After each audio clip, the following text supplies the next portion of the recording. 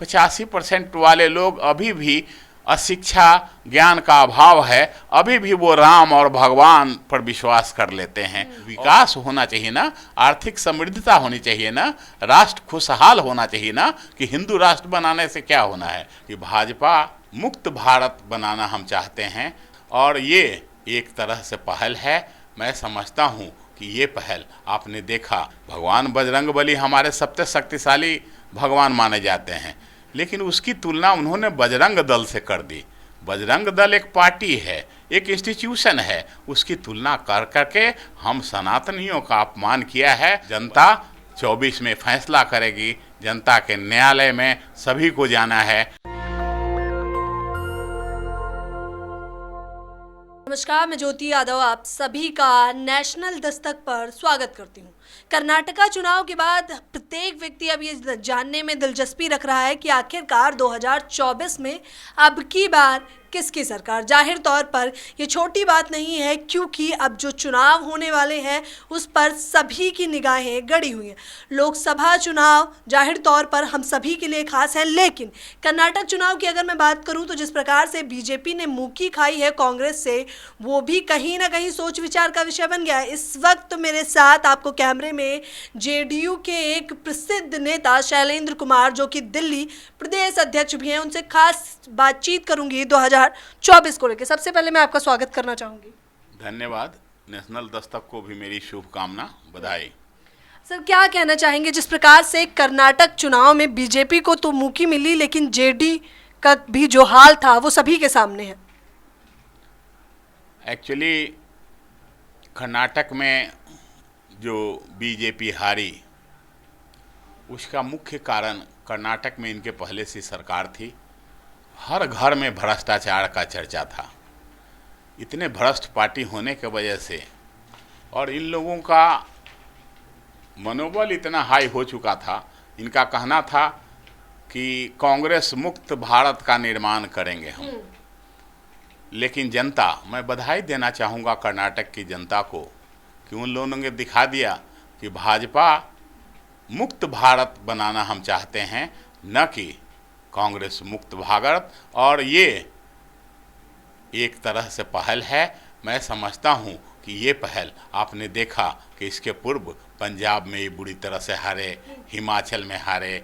अब जाकर इस बार तो बजरंगबली भी उनके काम नहीं आए। जहां पिछली बार देखा गया था यूपी चुनाव में हम जो राम को लाए हैं हम उनको लाएंगे करके जीत गए, लेकिन इस बार तो बजरंगबली को न जाने क्या हो गया।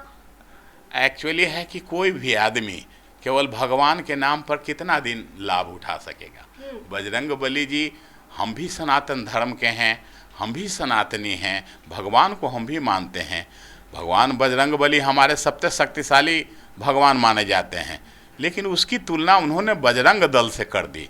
बजरंग दल एक पार्टी है, एक इंस्टीट्यूशन है, उसकी तुलना कर करके हम सनातनियों का अपमान किया है। बजरंगबली जी ने इनको अपने गदे से मार करके कर्नाटक से बाहर कर दिया। अच्छा, नीतीश कुमार और जाहिर तौर पर बिहार में तो खुद गठबंधन की सरकार रही है। आप लोग बीजेपी को अच्छी तरह से जानते हैं, आपसे बेहतर तरीके से तो मुझे ऐसा लगता है कोई जानता भी नहीं होगा। बावजूद इसके कह रहे हैं कि वो भ्रष्ट पार्टी है। जो जैसा रहता है दूसरे को, चोरों को सारे जगत आते हैं चोर, सारे लोग चोर नज़र आते हैं। भाजपा हमारे साथ, भाजपा के साथ हमारा बहुत लंबा रिश्ता रहा है। वर्षों तक हम लोग केंद्र में साथ में रहे हैं, प्रदेश में साथ में रहे हैं, लेकिन इनकी जो नीयत और नीति है उसमें काफ़ी खोट है। आप देखेंगे कि जिसके साथ भी रहे हैं, जहाँ भी रहे हैं, उसी को ये ख़त्म कर देते हैं। कर्नाटक देख लीजिए, मध्य प्रदेश देख लीजिए, गोवा देख लीजिए। हमारे प्रदेश में भी इन्होंने नीतीश को तोड़ने की, उनकी पार्टी को तोड़ने की कोशिश की थी। यही कारण है कि वहाँ न तो इनके बजरंगबली काम आए और न कोई भगवान काम आए, इसलिए कि वही भगवान नीतीश के भी हैं जिसकी जो इनको तो खुद आरोप लग रहा है, कह रहे हैं पलटू नेता है। नीतीश कुमार का जब भी सवाल पूछा जाता है तो उन्हें पलटू नेता कह के संबोधित करती हैं बीजेपी के तमाम नेता। पलटू नेता कह करके ये अपने आप को अपमान करते हैं। जब अपने साथ बार बार लाते थे सम्मान करके सम्मान के साथ केंद्र में जब बड़े बड़े मंत्रालय देते थे तब तो इनके नज़र में कहीं पलटू नहीं थे। आज दूसरे के साथ सरकार बना लिए, पहले भी उनके साथ थे और वो भी इन्हीं के कजन हैं। तो उस समय तो कभी इन्होंने पलटू नहीं कहा, लेकिन अब जब इनको अपमानित महसूस हो रहा है, लग रहा है कि बिहार हाथ से जा रहा है, यूपी जा रहा है, महाराष्ट्र जा रहा है, वेस्ट बंगाल जा रहा है, तो अब इनको पलटू नज़र आ रहा है। पलटू के बाद अब जो भी बोलना होगा बोलेंगे, लेकिन जनता 24 में फैसला करेगी। जनता के न्यायालय में सभी को जाना है, भाजपा को भी जाना है और हमको भी जाना है। जनता जाहिर तौर पर एक बड़ी बात मैं आपको बताना चाहूंगी कि किस प्रकार से अभी चुनावी रैलियों के बीच जातिगत जनगणना का मुद्दा जोरों शोरों पे था, कि किस प्रकार से बताया जा रहा था काशीराम का वो नारा कि वोट हमारा राज तुम्हारा, नहीं चलेगा नहीं चलेगा। जातिगत जनगणना की तो बात हो रही है और कहीं ना कहीं हम देख रहे हैं कि सत्ता पक्ष इससे पीछे हटता दिखाई दे रहा है। सत्ता पक्ष इसलिए पीछे हटता दिखाई दे रहा है कि इनके पास कुछ है ही नहीं, मुद्दा ही नहीं है। ये केवल राम, बजरंगबली, हनुमान, सीता, अब बोल रहे हैं कि बिहार में भी जनकपुर में हम लोग मंदिर बनाएंगे सीता का। तो इस मुद्दाओं के पास अलावे इनके पास कुछ नहीं है। कभी विकास की बात नहीं करते, ये कभी रोजगार की बात नहीं करते। नारे तो बहुत बड़े बड़े हैं, सबका साथ सबका विकास, 2 करोड़ रोजगार, मेरा ईमान, महिलाओं का सम्मान। इन्हीं का नारा था ना, मैं शपथ इस ये का, मैं देश नहीं बिकने दूंगा, देश नहीं झुकने दूंगा। तो आप देख रहे हैं ना कि मोदी जी ने कहा था, मुझे सौगंध मुझे इस मिट्टी का। क्या हुआ, कहाँ गई हमारी भारत माता? देश तो बिक रहा है, रेल बिक गया, इंडियन एयरलाइंस बिक गया, आप LIC बिक गया, हमारा भारत पेट्रोलियम का, नेशनल कंपनियां जितनी थी भारत पेट्रोलियम का, मतलब नवरत्न कंपनियां जो देश में है उसमें से कई एक बिक गई। तो ये कहाँ है उनका? 25-25, 15-15 लाख रुपए लोगों के खाते में आएंगे। कह रहे वो तो जुमला बताया, अमित शाह ने बता तो दिया आप लोगों को कि वो जुमला था। उन्होंने जो कुछ भी कहा है आज तक केवल जुमला ही कहा है ना। नौकरियों की बात उन्होंने ही तो कही थी ना। सबका साथ सब विकास कहाँ दिख रहा है? धरातल पे कहीं मैडम विकास दिख रहा है क्या? हिंदुस्तान राम मंदिर कितना बड़ा भव्य राम मंदिर बन रहा है अयोध्या में, राम भरोसे छोड़िए सब कुछ। केवल राम से ही अगर रोजगार मिल जाता या राम से ही अगर हम लोगों को भोजन मिल जाता तो मैं भी एक सनातनी हूँ, राम के पास ही बैठा रहता। लेकिन काश ऐसा नहीं होता है। भगवान हमारे हैं, आस्था है उनमें ज़रूर, लेकिन ये ढोंग कर करके, ये ढोंगियों की तरह केवल मतदान लेने के लिए इन चीज़ों का उपयोग करते हैं। जाहिर तौर पर आपको बताना चाहूँगी, जहां आम आदमी पार्टी से केजरीवाल, बीजेपी से मोदी जी और JDU से नीतीश कुमार को बतौर बताया जा रहा है कि इस बार PM बनेंगे, लेकिन मुद्दे क्या होने वाले हैं? बीजेपी तो कह रही है PM मोदी के अलावा चेहरा ही नहीं है, चेहरा ही नहीं है, ये एक बड़ी बात है।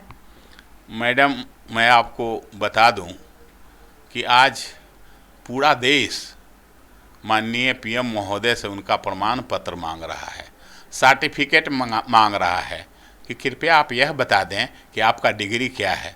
नीतीश कुमार के विषय में तो आज हर कोई जानता है कि BSc इंजीनियरिंग किए हुए हैं, इंजीनियरिंग की नौकरी किए हुए हैं, पढ़े लिखे हैं, और बिहार जैसे गरीब राज्य को विकास में कहां से कहां तक पहुंचा दिए उन्होंने। आज हर तरफ जिधर देखेंगे जल नल योजना, महिला विकास योजना, महिला साइकिल योजना, महिला पोशाक योजना, और तो और सैनिटरी नैपकिन तक घरों में आपूर्ति करने वाले अगर देश में कोई नेता है तो वो नीतीश कुमार है।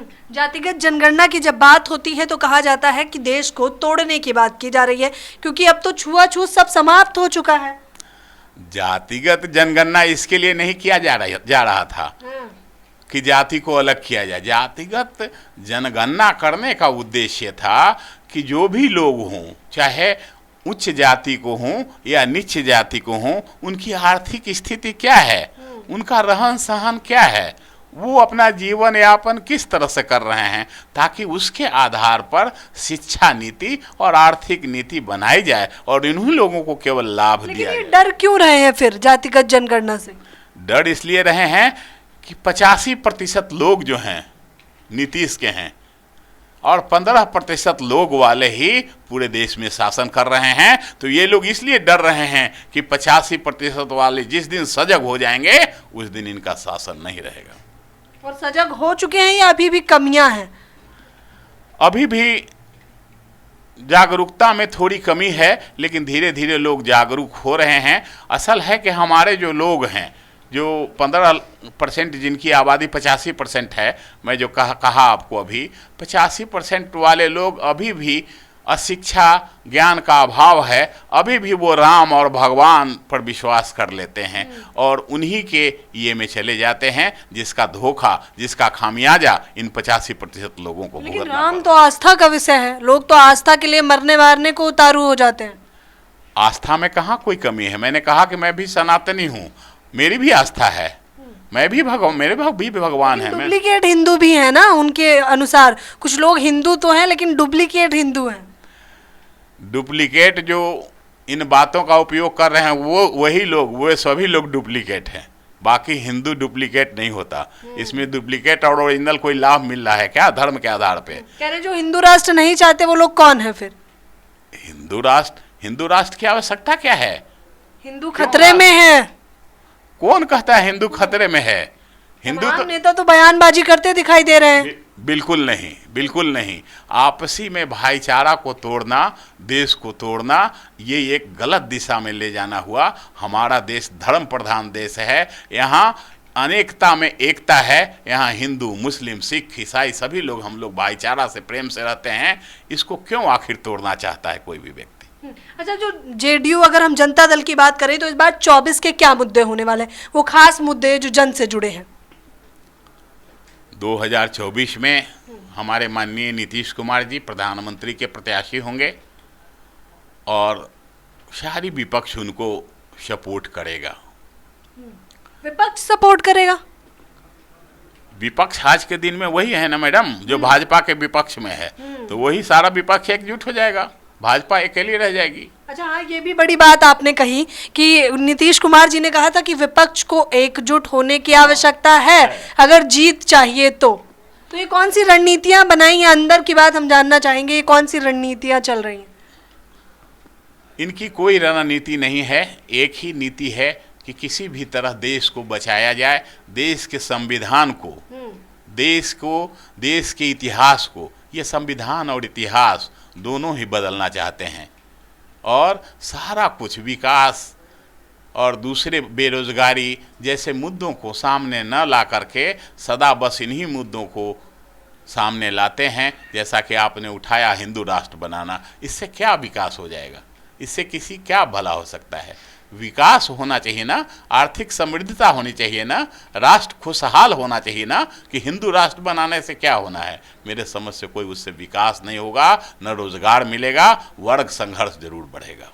तो ये थे मेरे साथ शैलेंद्र कुमार, जिनसे हमने तमाम मुद्दों पर बातचीत करी है और 24 पर तो बातचीत करना बेहद ज़रूरी है। जिस प्रकार से एक खास बातचीत पे इन्होंने तमाम चीज़ें कही कि कुछ लोगों को बलगलाया जा रहा है कि हिंदू राष्ट्र जैसे तमाम मुद्दे, हिंदू राष्ट्र हो गया, राम मंदिर हो गया, अयोध्या का भव्य मंदिर, पीएम मोदी को रख लिया जाता है और कहा जाता है कि उनके अलावा कोई चेहरा ही नहीं है। तो देखिए, विपक्ष भी एकजुट हो रहा है एकाएक और बताने का प्रयास कर रहा है कि इस बार 24 की रणनीतियां और राजनीति दोनों ही देखने वाली है। फिलहाल इस खबर के बारे में आपकी क्या राय है, मुझे बताना बिल्कुल ना भूलें। कैमरा पर्सन आशीष के साथ ज्योति यादव, नेशनल दस्तक। धन्यवाद।